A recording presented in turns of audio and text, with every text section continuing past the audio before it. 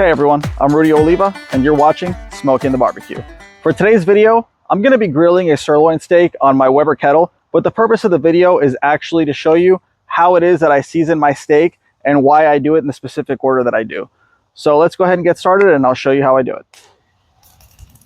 Alright guys, so what I have here is a 2-pound top sirloin steak and it's about 1 inch thick. I paid $16 and change for this, but my goal is to make it taste like a much more expensive steak. The only 3 things that I'm going to use today are coarse kosher salt, coarse ground black pepper, and garlic powder. If you've watched my videos, you'll know that this is pretty much primarily what I use. I've gotten away from using store-bought rubs, even though there are a lot of good ones out there and it makes it easy. I just haven't really found anything that makes it taste as good as just keeping it basic with salt, pepper, and garlic. I don't want to do anything to cover up the flavor of the meat. I just like using things that bring out the flavor. And this to me is the best option. Also, I don't like mixing these in a container and then putting them on at the same time, because for one, I want to make sure that I put them in order of importance, and I want to see exactly how much of each one I'm putting on the steak. So I always put the salt first, because I don't want to have like a layer of garlic powder on there and then the salt isn't actually making contact with the meat. So number 1 is the salt, number 2 is the black pepper, and then number 3 is the garlic powder.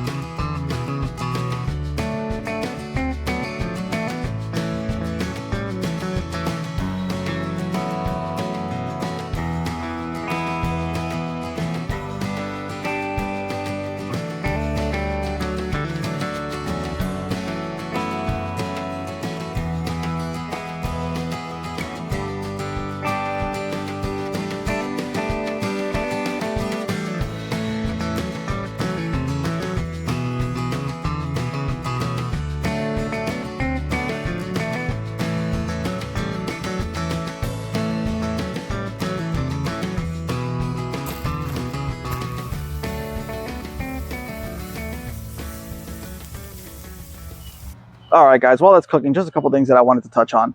If you notice, I put quite a bit of salt on there, but the reason is because I season it right before it's about to go onto the grill, and therefore, if it's hot enough, most of that salt is going to burn right off, so I don't really give it time to penetrate into the meat where it's going to come out salty. However, if you are afraid of over-salting it, if you're not experienced with it, then what you can do is just be a little bit more conservative, and then if it needs salt after you're done cooking, you can always add it afterwards.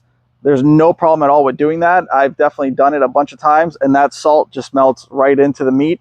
So it's totally acceptable to do that, and it's still going to come out great. All right, let's go see how this thing's looking. Woo, she's looking pretty. A little bit more sear here, and we'll be done.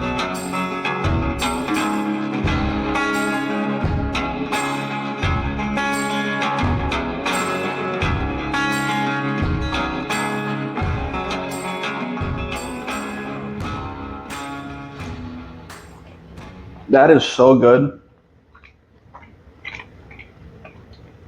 I mean, that's really good. It just came out so, it's like, the knife went through it like butter. The seasoning was spot on. Like, I'm just so happy with how this turned out. It was awesome. Here, babe, give this a try.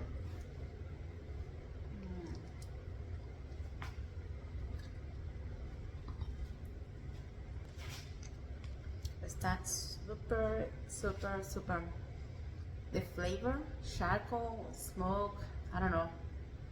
It's really good. Yeah, it's from the charcoal because I covered it up on the grill.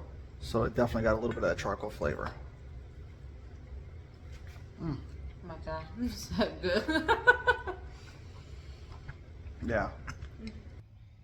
All right, guys, so I am more than happy with how that came out. I mean, it was just really good. The steak was so tender. It was cooked right. The seasoning was on point, and that lump charcoal just gives it such a nice flavor. You know, when you cover it up for just a little bit, and you get that smoke inside of there, it really does add to the flavor. So anyway, that's it. If you have any questions, please put them in the comments for me. I will answer. And thank you for watching. I'll see you in the next video.